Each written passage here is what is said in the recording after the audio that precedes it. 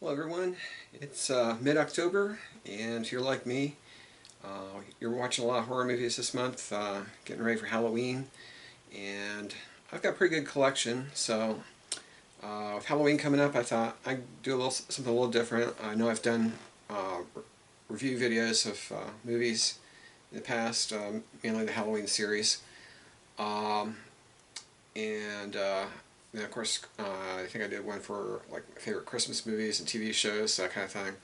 What I'm going to do in this video is a little more unscripted. Basically, I'm just going to take you on a quick tour of all of the DVDs, horror movie DVDs that I have in my collection that I've been watching over this month up through Halloween. So, of course, Halloween, I'm going to be watching a lot of Halloween movies. So, but anyways, so I'll give you a quick tour of this of my DVDs and just share what movies are in my collection. So, I'm going to get started here. And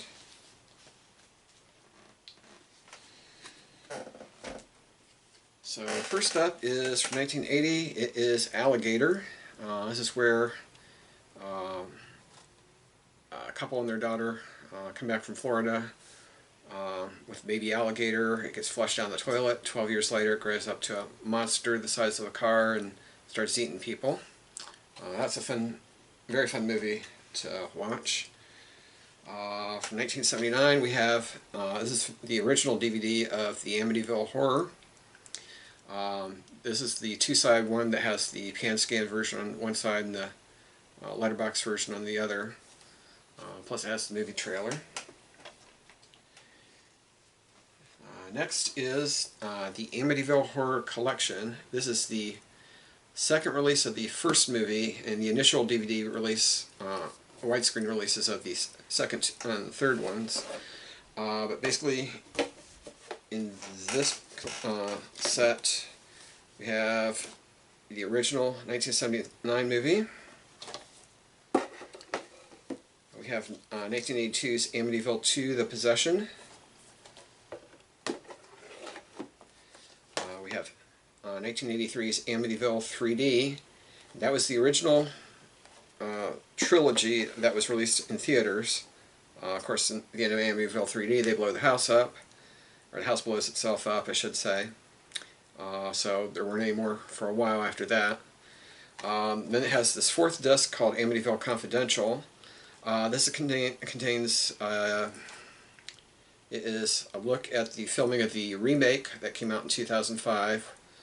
Then it also has, this is the good thing about this disc, it has the two-part episodes of the History Channel's History's Mysteries that came out in October 2000 for Halloween.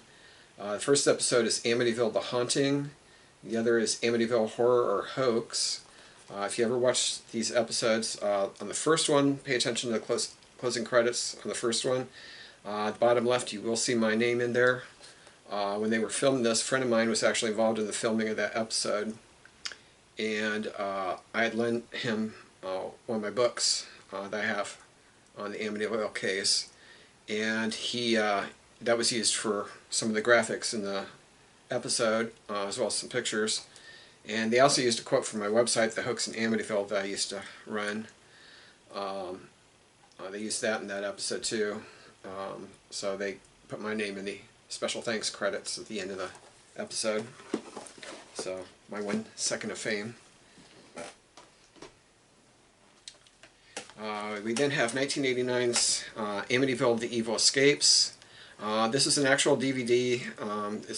I know the cover's generic. I had to recreate the cover. I got it new off of Amazon, or not Amazon, but eBay. And it was in the shrink wrap when I got it.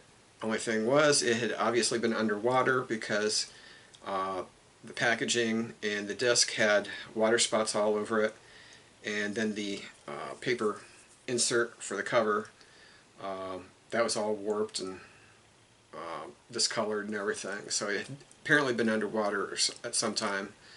Fortunately, the disc, I was able to clean it off, so I just got a generic DVD case and that I have for when I burned my own DVDs, and put just a generic insert into it, so I know what movie it is. So, but this is the '89 TV movie. There's some extra scenes that were cut for the TV broadcast because the graphic violence that was happening. Like in one case, a guy got his hand cut off in a garbage disposal, which is probably why I hate garbage disposals. But there's that movie, and then we have the 2005 the Amityville Horror remake. Non-accurate portrayal of the Les's claims, and there is my phone. Non-accurate portrayal of the Les's claims of what happened in the house. But as a horror movie, I thought it was good. But as an accurate portrayal of the actual story, no. So, but it's worth a watch for entertainment purposes. So. Then we have, and this has been shown in the Christmas movie reviews, and this is 1974's Black Christmas. This is where there's a stalker hiding out in the attic of a sorority house, killing sorority girls. Then we have 1976. This is Burnt Offerings. This is where a couple and their son and the guy's aunt, they decide to rent a house out in the country for the summer, and basically the house destroys them, basically. It's kind of a haunted house kind of thing. I've got the book. It sticks pretty well to the book. The ending has changed a bit, but it's a really creepy movie to watch. It's one of the older movies where they have a lot of atmosphere that adds a lot to the story and everything. So, from 1977, we have The Car. This is where there's a demonic driverless car going on a rampage through a desert town out in Arizona, I believe it was. Or no, it might have been Utah. Yeah, I think it might have been Utah, not Arizona. But James Brolin's in it. This is a couple years before he was in the Amityville Horror. So that's classic from my childhood. From 1976, we have Stephen King's Carrie, the original Sissy Spacek version that was from the Stephen King novel. Really good, creepy movie. The storyline follows chillingly close to my childhood experiences in high school, but then we have 1980's The Changeling with George C. Scott. He stars as a musician who he loses his wife and daughter in a car accident, and he moves to Seattle to start over as a teaching professor. And the house he rents, it's a huge old mansion, and turns out there's a ghost in the house, and it basically turns into a murder mystery with a paranormal twist to it, kind of thing. So it's a really good movie, a lot of good atmosphere to it, so I highly recommend that one. Then from 1983, we have John Carpenter's Christine. This is another movie that's based on a Stephen King book. This is where this kid gets obsessed with his 58 Plymouth Fury, which basically takes on a mind of its own and starts killing off people who have betrayed him. And then we have, I'm not sure when this one came out. This was Cutting Moments. I think this is like British or Australian. I'm not sure. It's like an anthology movie. It has like 5 different storylines. I've only watched it a couple times. Heard such good things about it, and then I bought it, and it's like, why did I buy this? So, yeah, it's one of those types of movies where it's like, fortunately, didn't turn out as good as I thought it would be. So, let's see. So then we have from 1982, I believe this was, is The Entity with Barbara Hershey. She stars as a single mom with 3 kids who starts getting attacked in her home by this invisible spirit.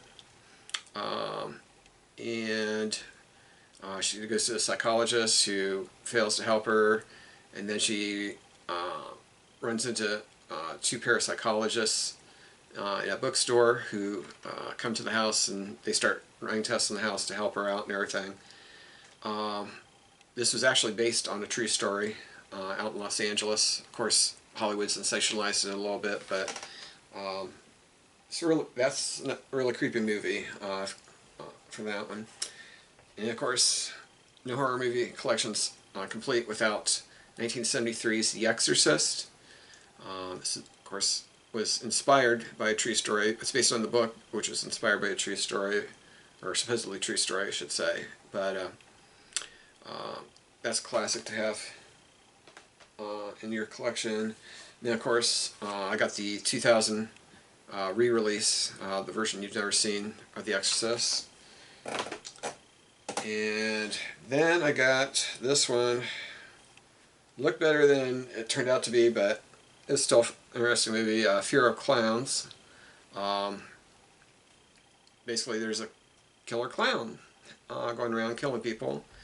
I mean, granted, the clown in the movie is pretty damn hot, but he's basically shirtless the whole movie. I think I call him Shivers or something like that, but it's an interesting watch. Not the greatest movie. It's like an independent movie that was made several years ago. I can't remember when exactly. But yeah, it's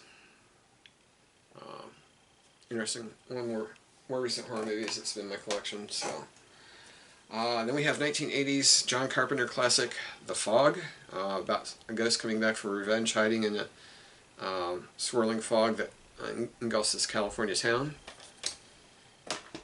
And oops, where did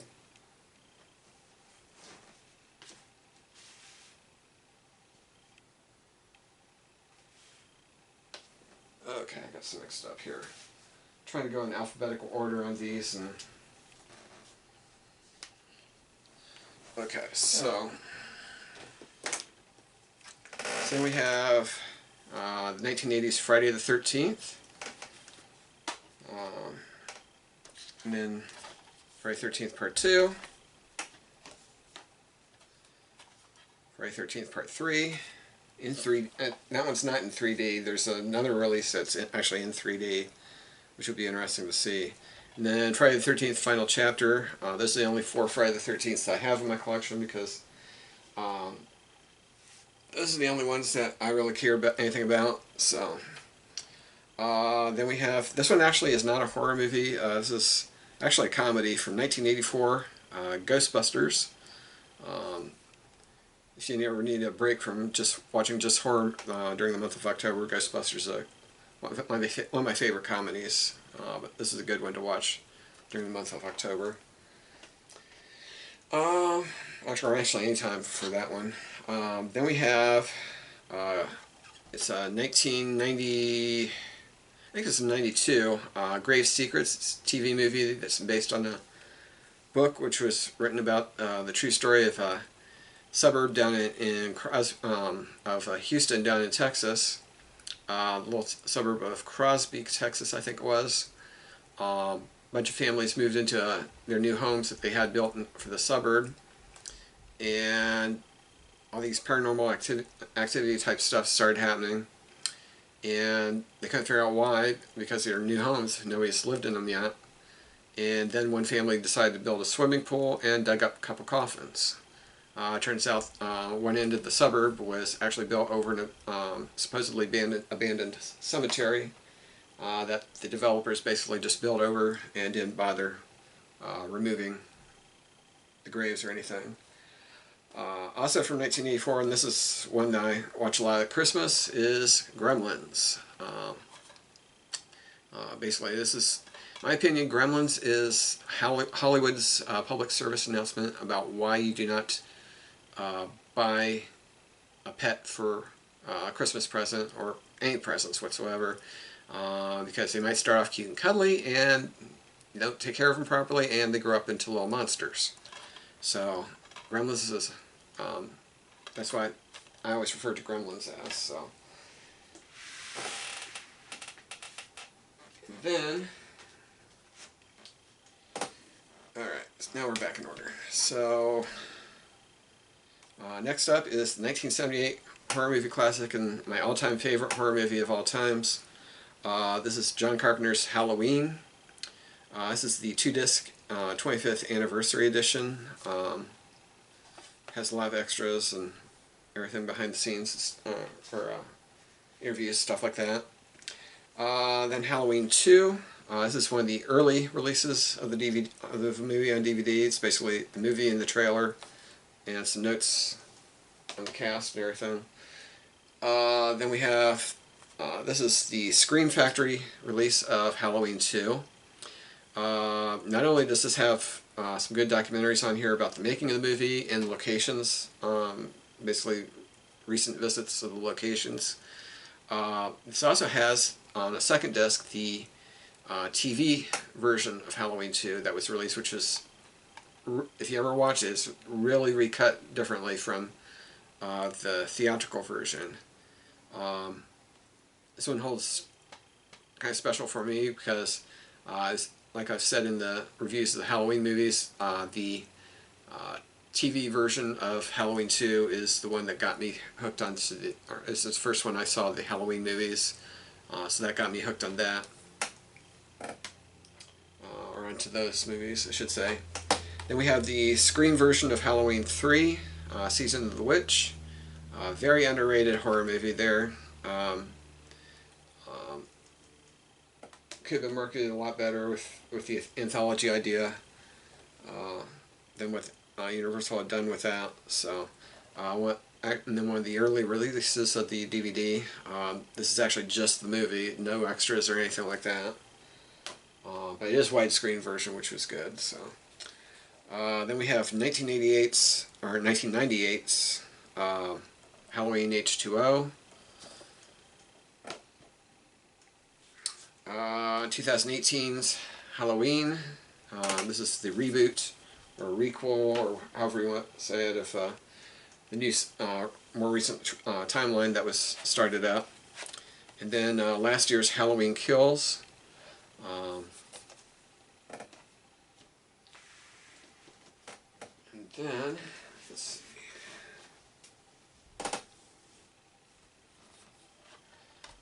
So then we have,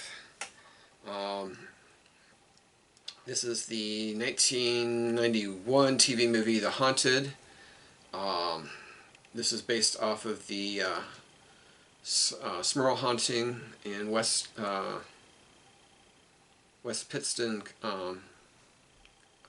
Pennsylvania. Basically, family moved into their duplex. Family on one side, grandparents on the other side of the duplex, and they supposedly discovered that it was infested by a demon and some other ghosts. Supposedly a true story, although it's one of these stories that Ed and Lorraine Warren were involved with. They were involved with a lot of questionable cases and stuff, so take that with a grain of salt. I don't really buy it based on everything I've read about it, but interesting TV movie. Very toned down from what the book was. But I got this one off of eBay. Unfortunately, the person sent to me had just like an envelope that the disc was in and nothing more. So, then we have 2017's It, the theatrical version of It. That was a really good movie. I really enjoyed that one when I saw it in the theaters. So of course, went to see 2019 It Chapter 2. That was also, it was a pretty good sequel, I thought. This next one is actually a bootleg, and it's also not actually horror, but ever since I was a little kid, this has been part of my Halloween, or month of October, if you will. But it's the Charlie Brown classic. It's The Great Pumpkin, Charlie Brown. Usually watch this a couple times during the month of October. Just one of those movie or TV shows that's always been part of my childhood, and unfortunately they're not airing it this year on TV. I don't know why. It's really sad that they won't be doing that. So this is the Shout Factory release of Kingdom of the Spiders. This was a 1977 movie with William Shatner. It's kind of cheesy in parts, but if you have arachnophobia, I actually blame this movie for my arachnophobia. There's my phone again. Anyways, basically this small town out in Arizona, they discovered that they overused pesticides, and then they discovered that the tarantulas in the town or in the area have, in order to adjust their feeding habits, have start colonizing like birds and or bees and ants, and then they start attacking first small animals, then livestock, and then people. So it's really creepy movie if you have arachnophobia, because they did use a lot of live tarantulas. And there's one scene towards the end where William Shatner has literally his back and shoulder area and everything's covered with live tarantulas. He did talk on the DVD about that too in an interview. Excuse me. This is the original DVD release of the Kingdom of the Spiders. This is the Scream Factory, or no, Shout Factory, I mean. That one's widescreen. This is the pan scan version, which doesn't have the full motion picture on it. Then of course we have the James Caan and Kathy Bates classic from 1990, Misery. Great book and great movie. The ankle busting scene still gets me. And then we have, it is the special edition of the 1981 movie My Bloody Valentine. This is where basically somebody dressed as a miner is going through this mining town killing people around Valentine's Day. Good movie. It's one of those movies where they shot on location, which I think adds a lot to the atmosphere of a movie when they shoot on location like that, to give it more realism rather than like a studio atmosphere. Then we have 1968's Night of the Living Dead. This release of it not only has the original black and white version, it also has a pretty good colorized version on here as well. I usually watch both versions sometime during the month of October. So, but yeah, what got me interested in that one, I first saw it in Halloween 2, because it was playing on everyone's TV that night, so for that movie. So then from 1976 we have The Omen with Gregory Peck. Awesome horror movie. It's one of my favorites. Definitely in my top 10. Basically, this guy's son is killed or dies in childbirth, and so he adopts a kid without telling his wife, so that they can pretend that they still have a son, or he can pretend, and she still thinks that they have their son. And turns out the kid that he adopted is the Antichrist. So very, very creepy movie.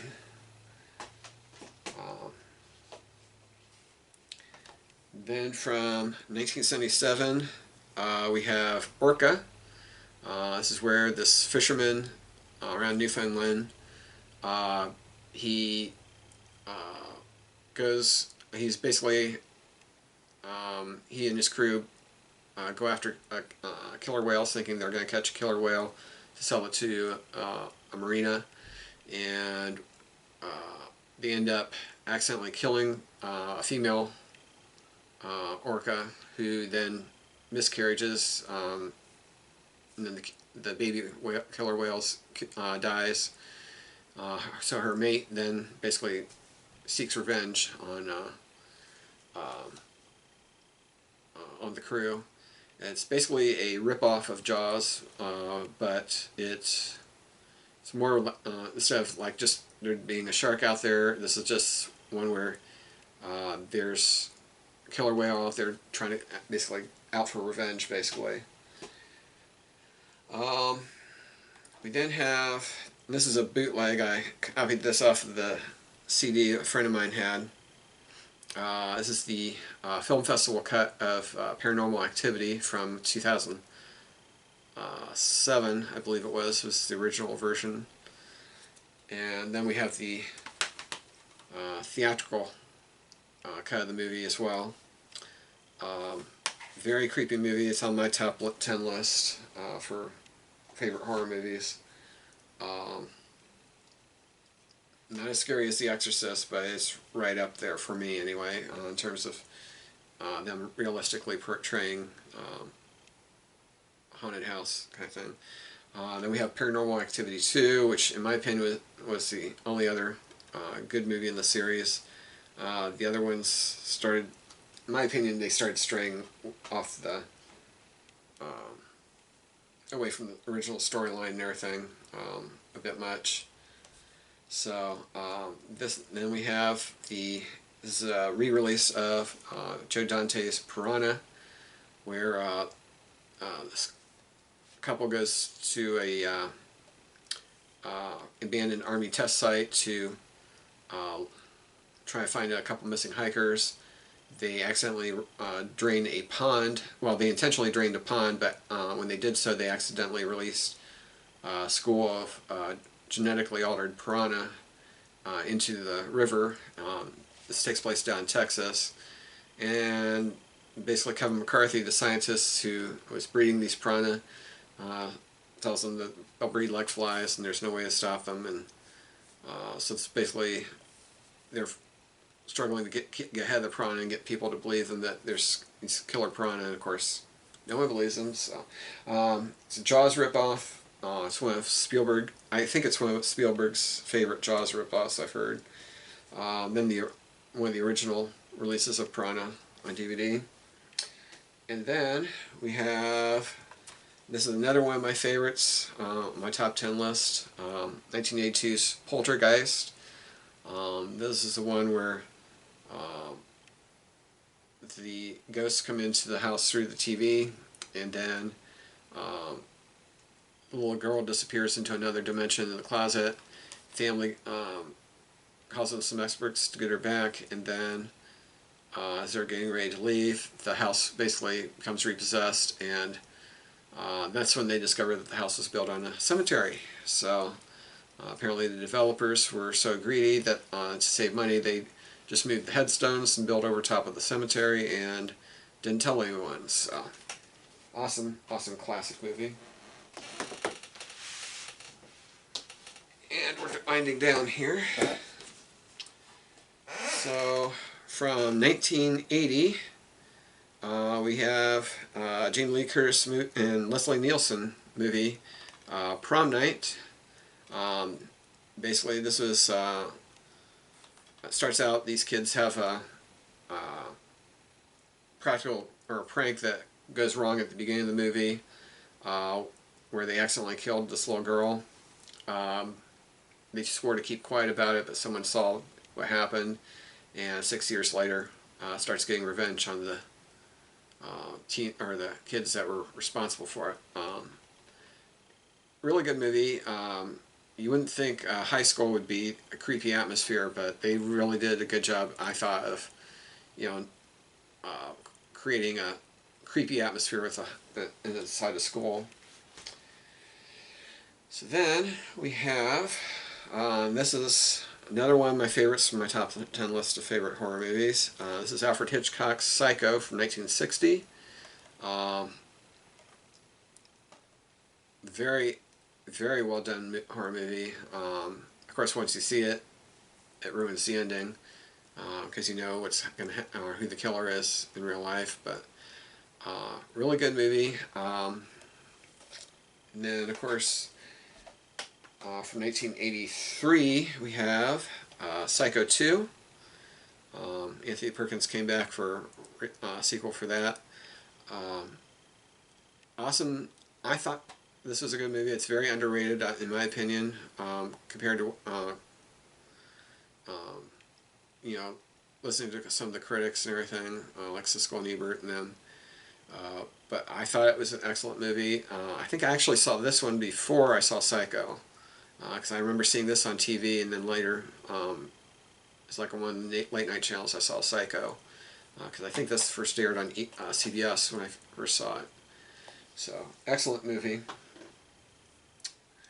Then of course, and my friend Zach Cherry over in his channel, he's going to love this. We have the 1996 classic Scream. Loved the first movie. Didn't really care for the sequels, didn't really get into the whole franchise thing, but the first movie, it's a fun movie to watch. I still remember the first night I watched it. I had rented the VHS, and I was watching it, and then while I was rewinding the tape, my phone rang, and picked it up, and there was no one there. It was like a dead air call. But, you know, having that happen right after watching a movie where the killer's calling his victims, yeah, that was not a good time for that to happen. Then we have, and this is another one of my favorites from 1980, The Shining, starring Jack Nicholson. This is one of those movies where I don't think you can watch it once and fully understand or get everything that there is in this movie. To this day, there's still, every once in a while, I'll see small details that I've missed in previous watchings of the movie, but this is an awesome, awesome movie. Really creepy atmosphere with this hotel that they made. And of course, you know, it's wintertime and snowing outside, and I'm stuck basically with heavy snow and stuff outside. It's like, yep, it's almost like shining snow. But then from 1984, this is one of my favorite Christmas movies too. That is the very controversial Silent Night, Deadly Night. This was one where people actually protest this movie. It's opened up. It was actually doing better than Nightmare on Elm Street when it first opened up. And then the protests started because people were so offended that they were making a movie where Santa Claus is or someone in the Santa Claus suit is a killer. And, you know, if you watch Siskel and Ebert, they trashed this movie big time, which it's a very underrated horror movie, because the horror, like I said, I can't remember if I said in my review of the movie that I did, because I know I did the Christmas movie reviews, and then I did a review the year after, I think, of just this movie.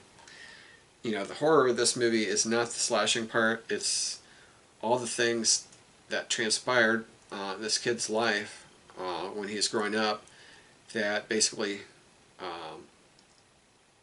you know, shaped how he became a serial killer at the end. So, very underrated horror movie. And this one is more of a thriller than horror. It's the Bruce Willis movie Sixth Sense. This is a 2-disc release that I've got. I'm not sure what else on each of the discs, but very good movie. Unfortunately, like Psycho, you watch it and suddenly you're, you know, the ending's spoiled after you watch it one time. But still a good movie. Then we also have, this is another underrated horror movie, although it's more of a thriller than horror movie. This is 1987's The Stepfather. This is actually inspired by a real-life event that happened in the 1970s. A guy by the name of John List in New Jersey. He I think he lost his job. Didn't feel like he could provide for his family. He basically flipped out. While the kids were at school, he killed his wife, killed his mom, who was living in the attic apartment of the big house they had in New Jersey. Then he killed all 4 of the kids as they came home one by one.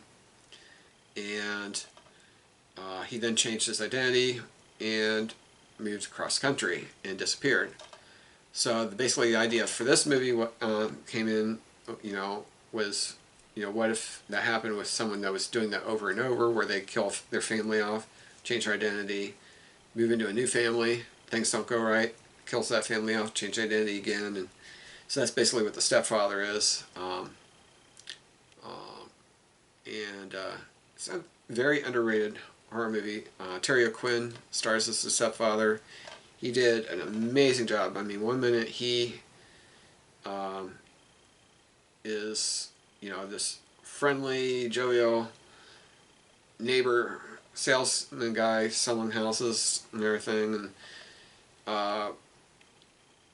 the perfect neighbor, perfect husband figure, that kind of thing. And then something happens, and next second he's just going off the right about going off the deep end, which is really creepy. So then we have another Jamie Lee Curtis movie from 1980. This one, it should have been on my favorite railroad themed movies, but I didn't have it in my collection at the time. This is 1980's Terror Train. This is where a fraternity prank goes wrong, and then 3 years later, someone on an excursion train starts enacting revenge on those responsible. Really creepy movie, in my opinion. Very underrated. Then we have one, my friend Josh Spiegel introduced me to this, I think it was last year, when he is doing a Zoom chat with a bunch of us on his channel. This is the WNUF Halloween Special. This is a found footage film. Basically, they've made it look like it's an old VHS tape. The first part starts out with a news broadcast and lots of advertising about this Halloween special that's coming up, where they're going to investigate a haunted house in the area. And then they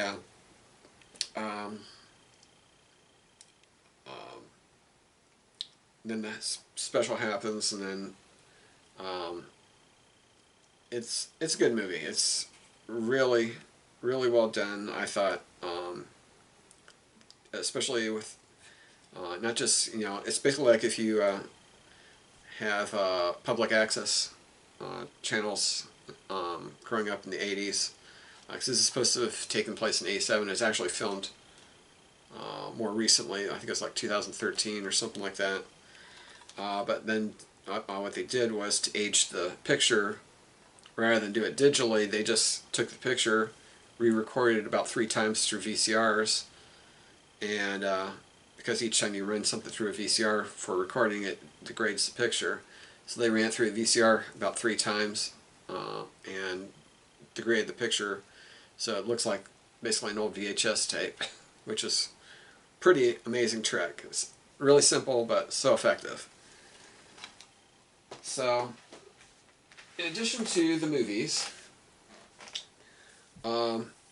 something else I do a lot of, I love listening to music, and of course I love listening to film music, or film and TV music, especially like movie scores from like John Williams. I have a huge John Williams collection downstairs, but of course I also have a lot of horror movies in my collection of movie soundtracks. So I'm going to do a quick run through with those since we have a little time here.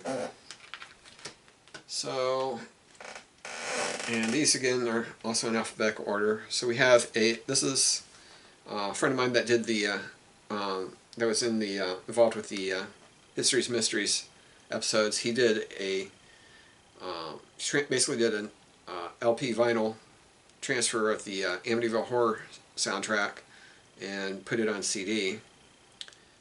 Gave me a copy years ago. This is from like back in, I think it was in '99 he gave this to me, or sent this to me. So, and then we have this was the score from the Amityville Horror. That was originally released on DVD, or first released on CD. Only thing was, this was not the original music. This is like a re-recorded music. It's the whole pace of it's a lot slower. A lot of people, as soon as they started listening to it, they were like, "This doesn't sound right." So, it's a nice soundtrack, but the music slowed down from what it was in the movie, and it didn't go over well, from what I understand, for a lot of folks. So, but we do have. I also do have it's a 2-disc CD of the Amityville Horror soundtrack. This has the full mono soundtrack on one side, or one disc. The other disc is the some of the stereo tracks that survived, as well as some extra cues and stuff that they have had from the movie. So that's one of my favorites to listen to.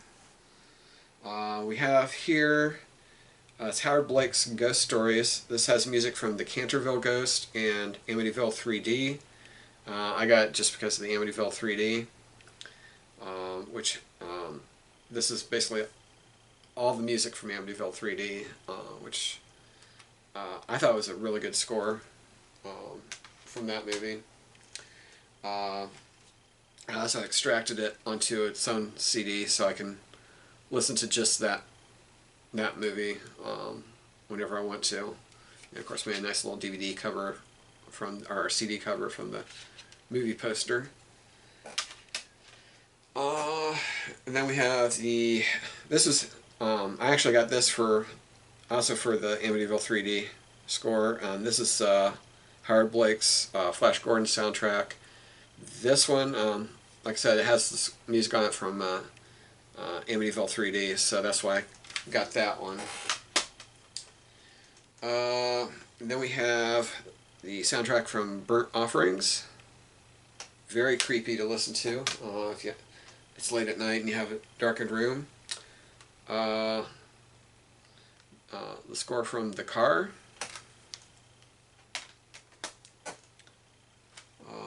And then a beautifully well done score from the 1976 version of Carrie.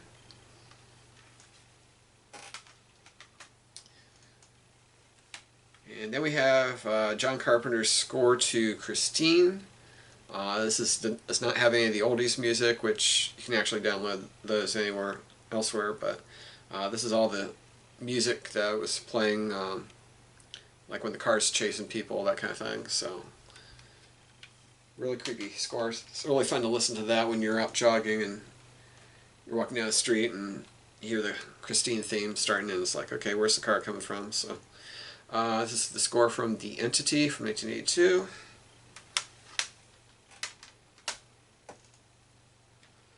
This is one of the more recent CDs I got. This is from The Exorcist, score from The Exorcist.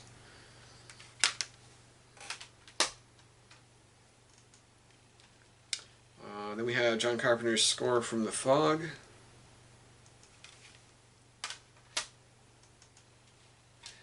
This one, it's actually a bootleg CD I did. Someone released on YouTube, they did a video where they found all of the music that, in the movie The Fog, all the music that Adrienne Barbeau was playing on the radio station.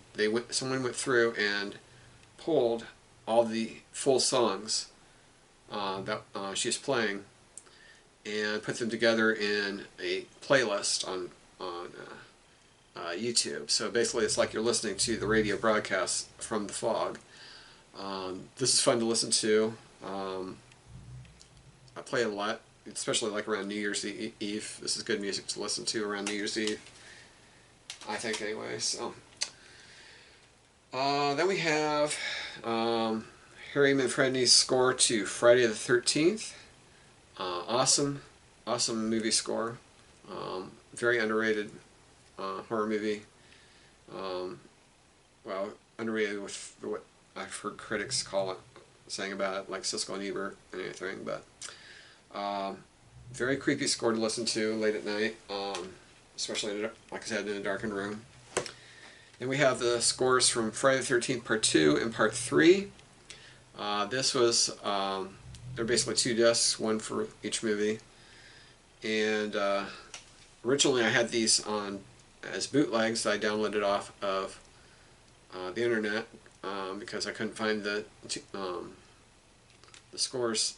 Then I found them on, I forget where I found these, but they were on sale, so I went ahead and got these. Now I have the scores from Friday the 13th, the final chapter, and Part 5, A New Beginning. One from the only reason I got this was for the final chapter. Fortunately, it was on sale at half off, so went ahead and got it. Like I said, just for the final chapter. I never cared for Friday the 13th Part 5. I've seen it like once or twice, but that's all I've ever seen of Friday the 13th Part 5. And then, this isn't horror, but this is the soundtrack from 1984's Ghostbusters. So that's like all the songs with Ray Parker Jr. and all those other songs that were used in the movie. Then we have the motion picture score from Elmer Bernstein of Ghostbusters. This is a lot of the music that he did for the movie, as well as some of the unused music that they had recorded for the movie. Then we have the 2-disc soundtrack from Gremlins. Awesome soundtrack from Jerry Goldsmith. Then of course we have John Carpenter's Halloween. This is the 20th anniversary edition of the soundtrack. This has not only music from the movie, it also has some of the dialogue from the movie, so if you like hearing Jamie Lee Curtis scream, that's on here. Then we have the original CD, the original soundtrack album of John Carpenter's Halloween. We have the original soundtrack release of Halloween 2. Then we have the 30th anniversary release of the soundtrack for Halloween 2. This one is signed by Alan Howarth. I got this online a while back from his website, I believe it was. But this has digitally remastered soundtrack from the movie, which is basically the original, like the original version, and then it has 6 tracks that are basically remix of the music from the movie to basically put the music all in movie order. So it's similar to what was in the movie. We have Alan Howarth's CD release of Halloween 3: Season of the Witch. This not only includes the original soundtrack music, but it also has a lot of extras and alternate music as well. So then we have, this is the expanded CD of the soundtrack for 2018's Halloween. And then we have the original soundtrack from 2018's Halloween. And then we have the soundtrack for Halloween Kills. I'm hoping they do what they did with Halloween 2018 and do an expanded soundtrack for this. Time will tell if they do that or not, but because they changed some things around, plus there's a few scenes where there was music in it that could easily be put into an expanded soundtrack. Then we have, this is actually a bootleg of 1990's Misery. Basically I found, it's like a short 6-track soundtrack that they had released years ago. It's like a really limited edition, but someone put all 6 tracks out on YouTube. And then in addition to that, I also got some digital music, a couple of the classical music pieces that were used in the movie, like when James Caan's writing the book for Misery's Return, and then later during the hobbling scene. They also found Liberace's I'll Be Seeing You, and got that added on here too. So basically I took the limited soundtrack, it's a bootleg anyway, so, and then I just added in some additional music that had been used in the movie and expanded on that. So, and final batch of CDs here. We have, this is a bootleg of the 1968 movie Night of the Living Dead. Then we have the original release. I think there's an expanded release of The Omen, Jerry Goldsmith's score for The Omen. Very creepy, beautiful music for that. Then we have a bootleg of Orca, the 1977 movie. There's, I don't think you can even find it anymore, but apparently there was a soundtrack release of Orca done, and I've got that out on took all that, and then I also found the song that was at the end of the movie. Wasn't included in the soundtrack. The music was, but the actual song was not. But I found a very similar rendition of the song and added that in here. We then have the 1978 soundtrack for Piranha. This is bootleg of a very hard to find CD. If you do find it, it's like really super expensive. But somebody had this out on YouTube, and I ended up just downloading it off of there. We have the original CD of Jerry Goldsmith's score from Poltergeist. This is the second release of the soundtrack. This is the full movie soundtrack, not the shortened like 8-track LP version that came out in, or that was originally released right after the movie. And then we have, this came out a few years ago, this is the 2-disc edition of Poltergeist, the Poltergeist soundtrack. Disc 1 is the full movie soundtrack, like the other CD. The other disc has the original LP version of the movie, or the soundtrack, as well as a bunch of unused and alternate versions of the soundtrack. So this is a really nice edition of the soundtrack, I thought. We have Bernard Herrmann's score to Psycho. This one, it's not exactly the original soundtrack though. This is like a re-recording because it's a little bit slower than the movie, kind of like what the Amityville Horror, the first CD of the release of the score was, but yeah, this one, it was this is a neat one to listen to. And then we have Jerry Goldsmith's score to Psycho 2. Another creepy score to listen to. Very haunting at times score as well. Then we have the Rocky Horror Picture Show. This is a bootleg of that. Of course, it has all the songs, including Time Warp and all that.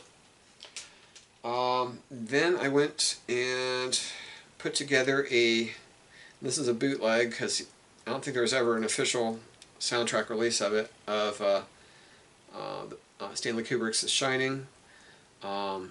Basically, I started finding all the music, like different videos and stuff, and put them together into kind of film order. And it's like an 80-minute CD I made of that, so that's a bootleg. So unfortunately, nothing was ever made of that. And then this is the original 35th anniversary edition soundtrack, Silent Night, Deadly Night. This is actually 2 discs. One is the songs that were used in the movie. The other is the movie score that was used. Again, very underrated horror movie. These last two, they're not really soundtracks. This is Fright Night. It's got a lot of creepy classical music on it that I like to listen to. And then Chiller Thriller, which this is like cheap reproductions of horror movie themes, from like Hellraiser, Halloween, Exorcist, Dracula, The Amityville Horror, Nightmare on Elm Street, Children of the Corn, Jaws, Rosemary's Baby, The Shining, and Horror Express. So basically a cheap knockoff CD. It's interesting to listen to at times, but not my favorite. But it's one of those where you get it and then you find out it's not exactly what you were looking for, or what you thought it would be. But so anyways, that is the look at my horror movie collection, as well as horror movie soundtracks. So hope you enjoyed that. Let me know if you have any questions about any movies or CDs that I've got. You know, what movies are in your collection? Hopefully, you know, hopefully you all have a nice collection too, like this. So obviously, it's one of those collections that is continually growing as you know, new releases come out, that kind of thing. So anyways, I hope you enjoyed that, and see you in the next video.